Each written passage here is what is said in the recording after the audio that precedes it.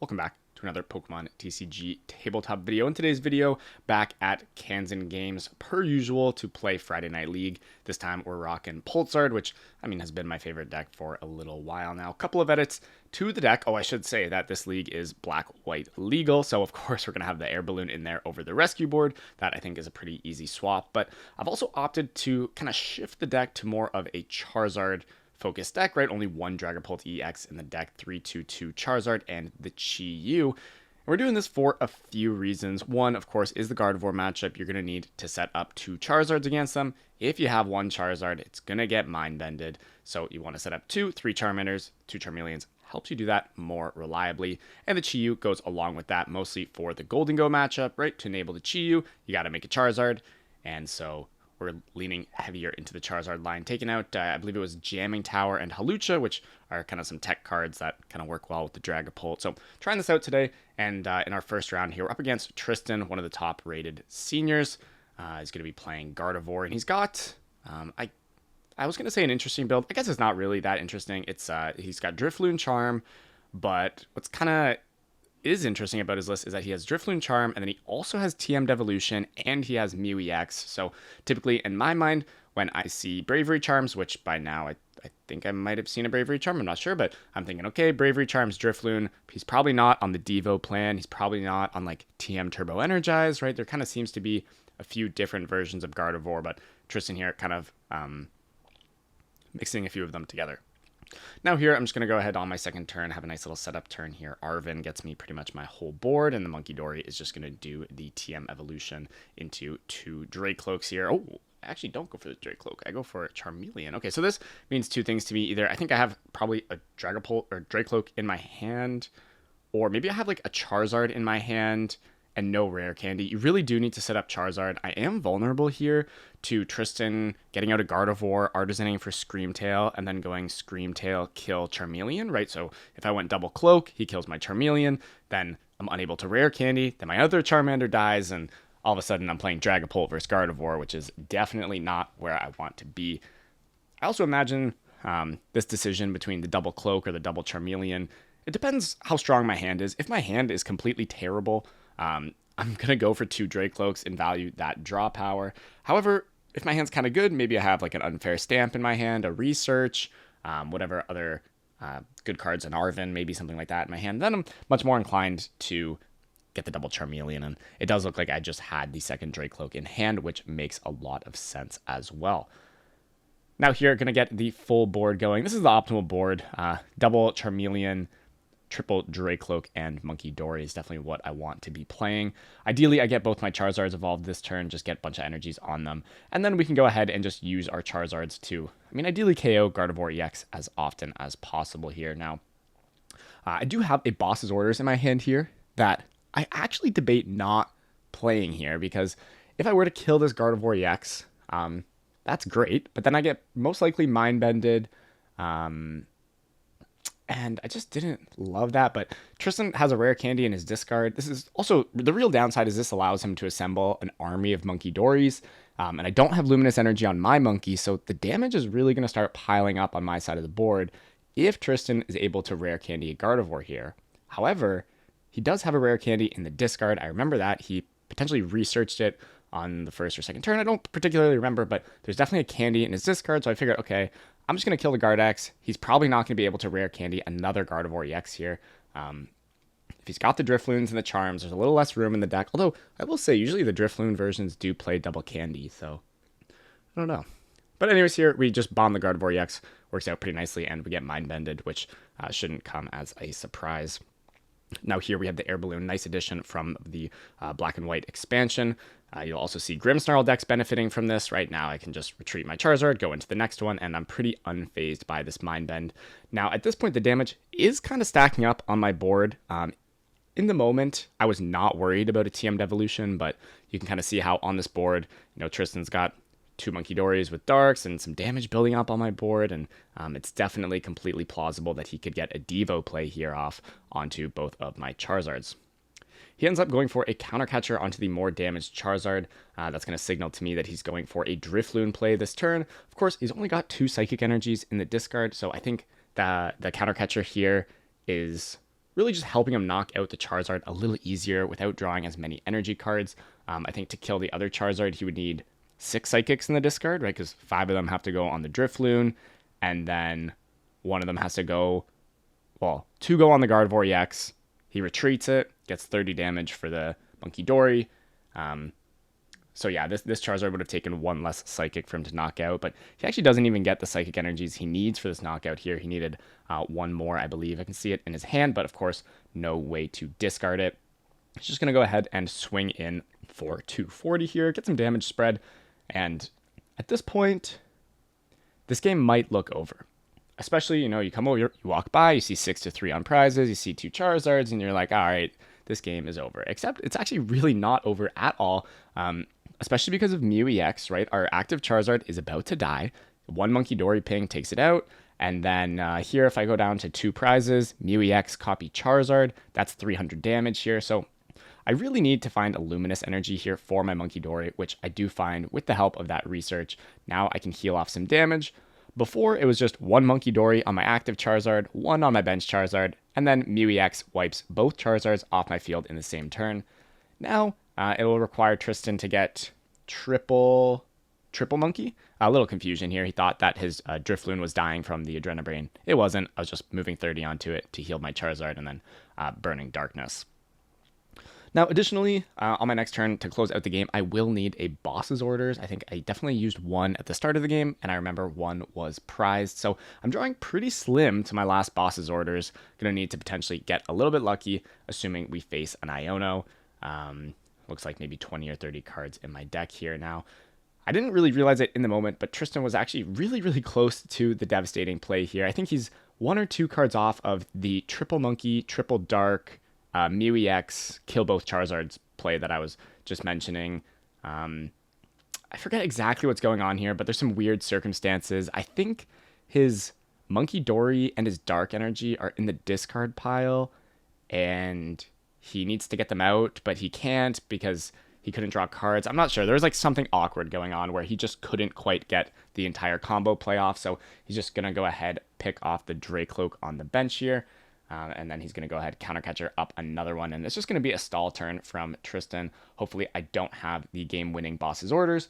You can put, most likely Screamtail is going to come up into the active here, maybe kill my Munkidori. He's going to go down to 3 prizes, and then he can win the game next turn, assuming I don't have a boss's orders. But one other unfortunate thing for Tristan here is that his 4th Iono is actually buried in his deck. I think there's maybe 3 cards left in his deck right now, and his 4th Iono is in there, which was a crucial piece as I am sitting on the game-winning boss's orders and the retreat. So, honestly, I felt pretty bad about this game. I felt like I drew fairly well, Tristan drew fairly poorly, and I still almost lost. So, this Gardevoir matchup, really not feeling amazing. Otherwise, I am enjoying this deck quite a lot, but of course, this matchup is winnable, and I did win this game, but I think if the Gardevoir player draws very well, then a lot of issues can definitely arise. So we get a nice win here, 1-0, and we're going to get into our next round. Before getting into our second game here, I want to take a second to shout out my sleeve sponsor, Endgame TCG. I've got some great sleeves, good quality, and great colors. You'll see these yellow ones I'm using right now are actually significantly discounted on their website. I think about 30% off right now. So if you guys are interested in some good sleeves, the link for that will be in the description down below, and you can use code ROWAN for 10% off your order. But as far as the second game goes, we're up against our buddy Anch, who has been on the channel maybe 4 or 5 times now. I'm not too sure, but he's definitely been on the channel quite a lot, playing a lot of different decks. Pult, Guardy, Grimmsnarl now. He tends to play these kind of slower comeback spread decks, and he's staying on theme with Grimmsnarl this time, which I think is maybe he's just switching to Grimmsnarl now, but regardless, I went first and got, like an okay setup, couple basics down, but my hand is actually very, very weak. I think I have 1 Drakloak and no supporters, not much else going on. Anch is going to have a pretty good turn 1. He's going to be sequencing out his secret box turn. He's debating, he can only keep, from what I remember, 3 cards in his hand at the end of this sequence, or he's going to get down a bunch of Pokemon here. One of the cards he can keep in his hand is Research, and then he has to decide between Morgrim, Rare Candy, and Grimmsnarl, right? So he could keep either Research, Candy Grimm, but that would be very weak to Badoo, right? And so he could also keep like Research, Morgrim, Grimmsnarl, and then that's better against Badoo, but then you don't have the potential rare candy. So I think he ended up discarding the Grimmsnarl EX there, kind of giving a lot of respect to Budew, which I'm actually not even playing, so that's kind of funny, but definitely a reasonable decision from him, because if he just holds on to Candy Grim research, and then I Budew, and then he has to research away his Candy Grim, that probably feels pretty bad. But anyways, here we're going to get a decent setup going on. You see the one cloak, I had a Charmeleon, and I think Orange has a little bit of a better setup here. This double Frostlass is going to apply a lot of pressure to this Drakloak, and he's actually going to make a pretty cool play here. He's going to go ahead and knock me out with, well, actually, importantly, he's not knocking me out with the Morgrim attack. He's knocking me out with Frostlass. This is a big deal because it's denying cards like Unfair Stamp and Fezandipiti, which I have in my hand. I've got a Fezandipiti and not a whole lot else. So I'm kind of annoyed here that Onch was a little tactical, killing me with the Frostlass, and I'm just going to have to pass off the turn. And I promise this game does get a little interesting. I actually go for the Blazing Destruction here, just kind of hoping to deny Onch from a Grimmsnarl, but yeah, he's immediately got another Spike Myth. So RIP Luminous Energy, a little bit wasted, but I think it was probably worthwhile. Now at this point, I can't really tell how much damage is on that Munkidori, but it's definitely piling up a little bit.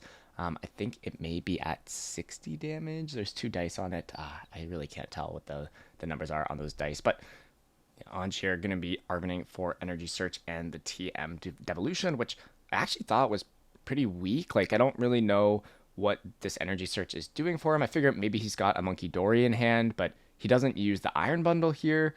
Right, so he could have used Iron Bundle, and then he could have like benched another monkey. So I don't think he has another Munkidori in his hand.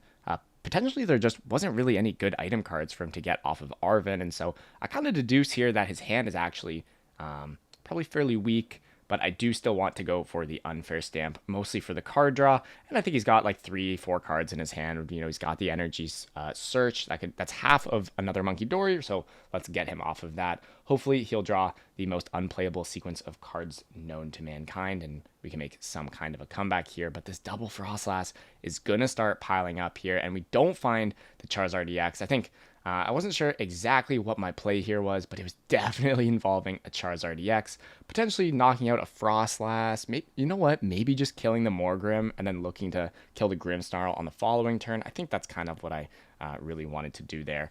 But we whiff. Onch gets a draw supporter, and this game is going relatively poorly. He's already down to 4 prizes there, and he's got quite a setup. The only good thing that I've got going for me right now is that he's still stuck on 1 Munkidori. He didn't find it off that research. As you can tell by him taking forever and not really doing anything, he definitely did not find another Munkidori and another Dark. And also the other thing we have going for us is that his second Grimmsnarl is in the discard pile, so we could potentially kill this Morgrim and maybe kill the Grimmsnarl and, well, run him out of Grimmsnarls, right?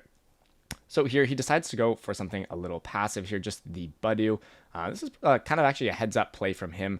If he were to have gone in with the Grimmsnarl there and I had just a Charizard EX, based on the amount of damage piling up on that Grimmsnarl, it looks like it's at 60. I would just one-shot his only Grimmsnarl. So imagine, you know, I go Iono to 3, kill your only Grimmsnarl, his other one's in the discard pile, and if he doesn't find Night Stretcher, well, he probably would just have to pass on the following turn. So just going to go for the Budew here. Seems like a all-right play to me. Maybe he could have just risked it, attacked with the Grimmsnarl, and hoped to find the Night Stretcher, but here, I actually get stuck. I forget exactly what I was... Oh, I was looking for Dragapult here. I just wanted to use Dragapult to Jet Headbutt, potentially the Budew, or I could potentially Jet Headbutt a Frostlass if I found a counter catcher. That's what I really wanted to do, but I end up not finding the Dragapult, which, I mean, makes a lot of sense. I play one of them, and I'm item locked, so it's going to be kind of unreasonable for me to find this Dragapult here every time, and at this point, I'm sitting on a Charizard EX, and I'm debating, like, do I evolve to Charizard? I can put a Fire Energy onto my Drakloak, use Dragon Headbutt, I think the attack is called, take out the Budew, and I do end up going for it, but I think in hindsight, I should have just passed there, because now my Charizard on the bench is going to build up damage. Killing the Budew doesn't really actually do much for me. I can kill the Budew whenever I want with Munkidori, so I think maybe a pass there would have been a little better, would have protected my Charizard, which is really my win condition at this point. I'm down to 4 prizes, and I mean, usually the way you win this Grimmsnarl matchup is 1 Charizard takes 4 prizes at the end of the game on back-to-back Grimmsnarls. Like we see here, I'm kind of set up for it. I need another energy for my Charizard. I imagine I just have one of them in my hand. Luminous Energy also works, but now Anch recovers the Munkidori, and I'm in a decent amount of trouble here. Anch is about to Night Stretcher for a Iron Bundle. Well, actually, what he's going to do here is he's going to knock out this Drakloak with Munkidori. Now he's going to Night Stretcher Bundle, and I think there's only one Pokemon I can send up in this position. Let me know in the comment section down below, off this Iron Bundle, what Pokemon would you send up? Because, spoiler, I think I end up making the wrong decision, as Anch is debating the Iron Bundle. I'm not sure what he's really thinking about so much here. Oh, it's actually an Ultra Ball for the Iron Bundle. Oh, right, because it was super rotted, so it wasn't actually a Night Stretcher. But yeah, the Iron Bundle comes down. I send up my Munkidori, figuring I got to protect my Charizard, I got to protect my Fez, but I think what I actually needed to do there was just send up my Charizard, let it soak up a hit, and we'll see why in a second here, because now Anch kills the Munkidori, piles a bunch of damage onto the Fezandipiti, and I'm actually just checkmated here because no matter what I do on the next turn, there's going to be 40 damage from Frostlass coming onto Fez, right? 20 damage out of my turn, 20 damage back into my turn. That's going to bring me up to 150. 30 damage from a Munkidori brings me up to 180, and then 30 damage from the Grimmsnarl attack is going to take out that Fez. And now, if I just had my Munkidori on the board here, even though my active Charizard would have a ton of damage, I think I would have had a better chance here. I might have just lost anyways, but now here, I don't even know why I'm playing the game. He just has game on board, and that's going to be it. So a little bit of a close game versus Anch. Of course, I had a bad setup, but I really hate blaming having a bad setup for losing the game. I think the reason I lost this game was off that Iron Bundle. I sent up my Munkidori. I'm not 100% convinced I would have won, but I definitely would have had a better chance in that game at the end there if I just send up my Charizard, it takes a hit, I make another Charizard, play an Iono, kill the Grimmsnarl, and maybe I can win from there. But we're going to take that loss, and now we're at 1-1 going into round 3 up against Eric, and he's going to be playing Raging Bolt. Now, I do consider this to be quite a good matchup. Historically, I had the Hawlucha in the deck instead of the Chi-Yu, so the idea was to use Dragapult, right? You would potentially go down a prize card or two, and then you had several lines, right? You could use Hawlucha to kill all your opponent's Hoot-Hoots and play an Iono. You could also use the Hawlucha to take a 3-prize turn on like Ogerpon and Hoot-Hoot. That was also a very viable strategy. There were some plays where like your first attack could just be Rare Candy Charizard, knock out the baby Raging Bolt. Then at some point you get the 3-prize turn with Dragapult, and then close out the game with another 2-prize attack. For those of you who watched the Masters Cup at NAIC, where I was able to beat Fabrizio Ingo Silva in the finals, he was playing Raging Bolt. That's a great game to go watch if you're interested in how Pulsar beats Raging Bolt.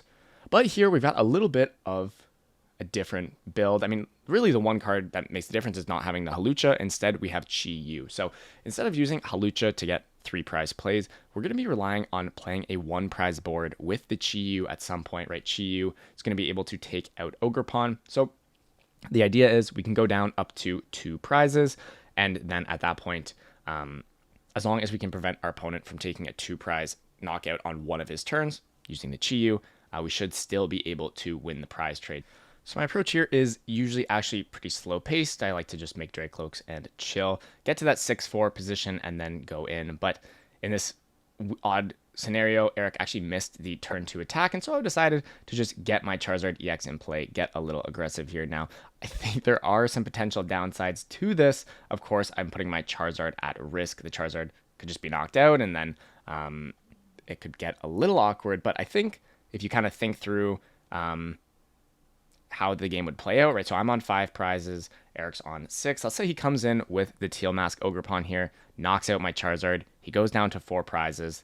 Then I come in with the Chi-Yu, I take the knockout, I go down to 3, and Eric actually, there will be no 2-prize Pokemon on the board, so he can't take his 4 prizes into attacks. He would be forced to kill a 1-prizer, go to 3, and then that would be a pretty advantageous position for me. So instead here, I think Eric actually makes a really great play with the Raging Bolt, just popping my Dracloak, tying me on 5 prizes. Now here, I think I can just use the Charizard to take out this Bolt, go down to 4, and then I'm looking for a 2-2 prize map from there. I mean, I'm getting a little bit theoretical here, but the main idea against Raging Bolt with, I mean, just about any deck is trading 2 prize cards. And thinking about how many attacks it's going to take you and your opponent to win the game. So by going down to 4 prizes, I allow myself to win in 2 turns, while Eric is still on 5 prizes, meaning it will take him 3 turns to win. And now here, kind of just building off this idea, I feel like I am just winning the prize trade here, and so I make a second Charizard. I'm not worried about having all these 2 prize Pokemon on my board anymore. I don't need the Chi-Yu to kind of offset that 2 prize exchange. Just going to go ahead, develop my board, get 3 attackers in play, and look to knock out 2 different Pokemon EX in order to close this one out. Now here, something annoying that Eric could go for is some kind of 1 prize attacking option. He could potentially use Fan Rotom to kill my Dreepy, right? That would tie the game on 4, and I would need to have a boss's orders in order to take a 2 prize knockout. And I don't remember if I had a boss's orders in my hand in this moment or not, but if I didn't, I would maybe have to kill the Fan Rotom, go to 3, and then Eric gets to win in 2 attacks by just killing, well, probably my 2 Charizards. But here we don't see this Fan Rotom play. We see the Teal Mask coming up into the active, and this kind of plays into my strategy here. He's going to take me out. He's going to go to 3, and then I'm going to come in, just go down to 2 prizes, and threaten to win the game on the next turn. Additionally, Eric doesn't have a lot of hand disruption in his deck. He might play Iono or Judge, but Raging Bolt's not actually particularly strong with the hand disruption. I debate just going in with my Charizard here, because if Eric knocks out my Charizard, he'll go down to 1 prize, and then I get Counter Catcher, which makes my life a little easier, whereas with this Chi-Yu, if he knocks out the Chi-Yu, he'd be on 2, and then we're tied. I might need to find a boss's order. So I think in hindsight, I actually probably should have just attacked with the Charizard, but I was worried that somehow if I attacked with Charizard, Eric would like discard all of his Teal Mask Ogerpons from play. Like he could like put down Jamming Tower, discard them all, and leave me without a 2 prizer that Chi-Yu could knock out, which I don't know. I don't think that's really a thing that could ever really happen, but here we're just going to go in with the Chi-Yu, kind of protect our Charizard as it is an omnipotent attacker at this point. Going to be one-shotting just about everything. Well, not just about, actually everything in Eric's deck. And here we even set up like a bunch of Dreepies, a bunch of Drakloaks, and my deck has about 5 or 6 cards left. So I think at this point, maybe not exactly a checkmate, but I think pretty close. I imagine I have at least a boss's orders in my hand. Chi-Yu can take out the Ogerpon, even if my Charizard goes down. And if the Chi-Yu goes down, then of course Charizard can come in and close out the game. So we'll see Eric play out his final turns, but this is going to be a victory for me. We're going to be 2-1 here against what I think is actually a pretty good matchup. I think this match played out a little strange because I was actually able to attack first, but I think kind of the principles I was talking about throughout this game are applicable to games where the setup is a little worse as well. Charizard goes down, no Terra Pokemon, got to discard some bench, and then I just boss for the game. Now in our last round here, we're up against Marcelo, and he's going to be playing actually a matchup that I haven't practiced very much. He's playing the Gabriel Fernandez Charizard Pidgeot deck from NAIC. Something else I need to note is this is actually round 5. In round 4, I had an issue with my camera, and I just wasn't able to get a good quality video from it. But I played against a Raging Bolt, and I was able to win. So we're 3-1 here into the last round of League, and I'm going to be playing against this Charizard deck. Now, we do have a pretty pathetic start, but Marcelo doesn't have much going on for him either here. I've got the Munkidori Luminous. I put down the Chi-Yu mostly because it is technically possible for my opponent to Rare Candy Pidgeot, attach, and use Blustery Wind to donk my Munkidori. And I believe I have Fezandipiti in hand here, so I'm kind of just going to be waiting for my Munkidori to die, then I can draw some cards and hopefully play the game.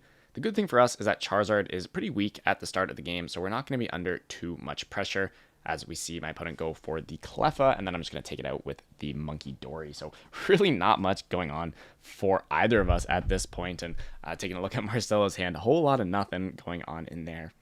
Now, he does have a Rare Candy, and he does Ultra Ball for a Charizard.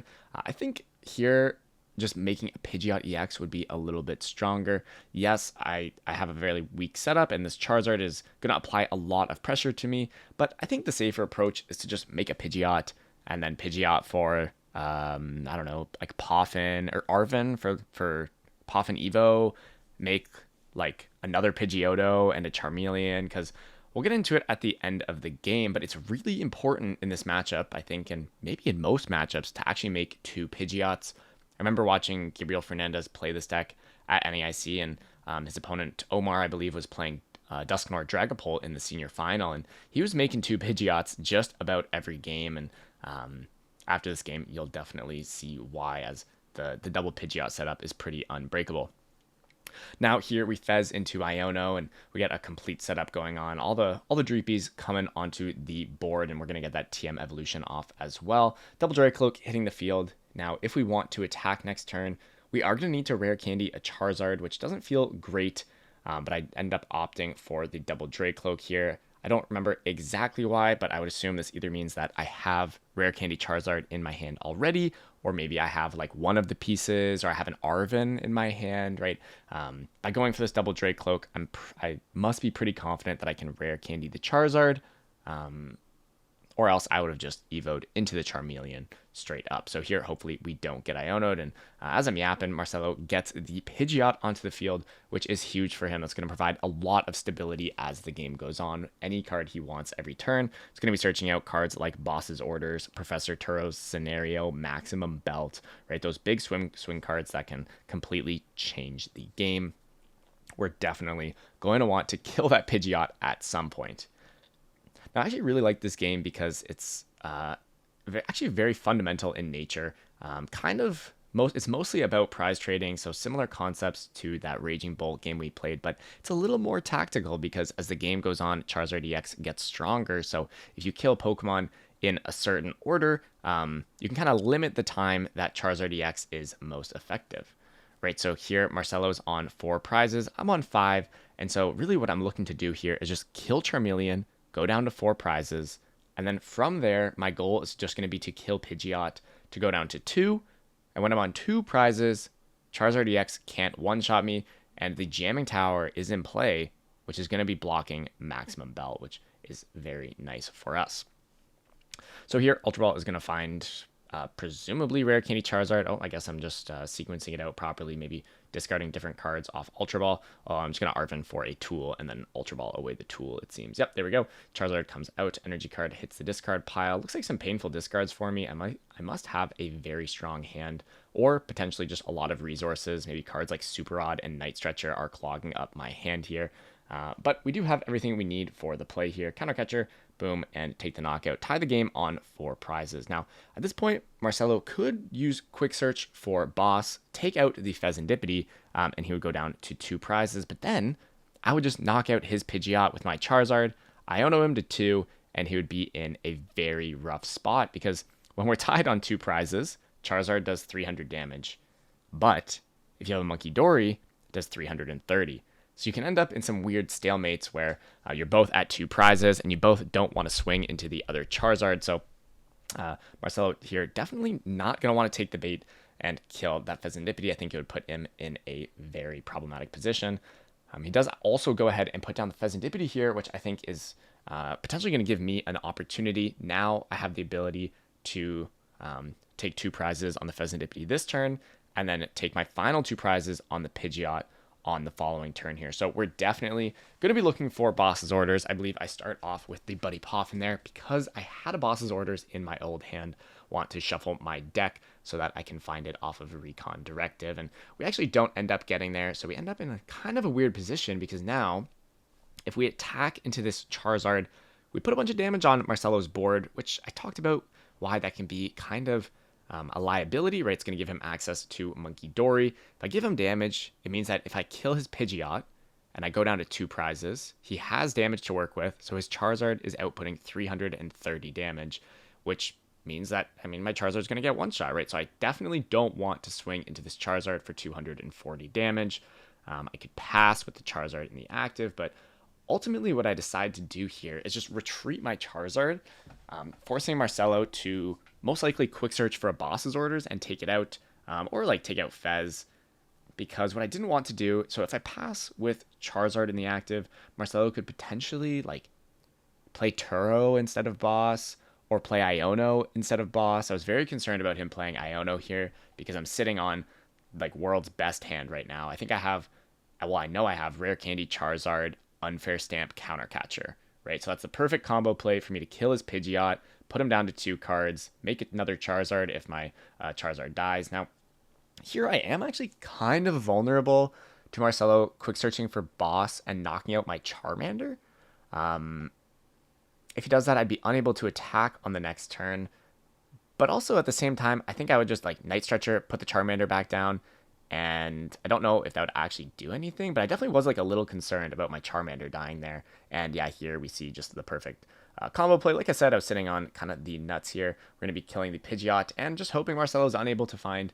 He's got a couple win conditions here. The Fezandipiti now actually quite an asset to him. I talked about how that was potentially a liability a few turns ago, but now just going to be very nice for him as I'm killing his Pidgeot. He could draw into Boss's Orders is the easiest way for him to win, but he could also draw into Artisan plus Max Belt or Artisan plus Arven. I could find him in the Max Belt.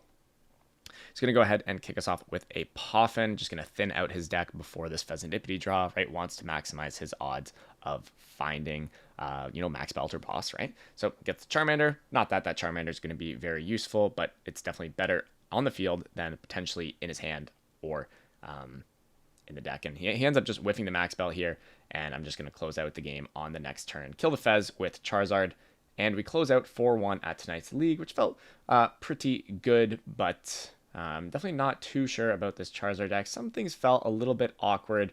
I might put some more time into maybe Charizard Pidgeot. I'm liking the Charizard part of the deck a lot more than the Dragapult part at this point, so we'll see kind of how this idea evolves as we get into the World Championships, but that's going to be it for this video, and I'll see you guys in the next one.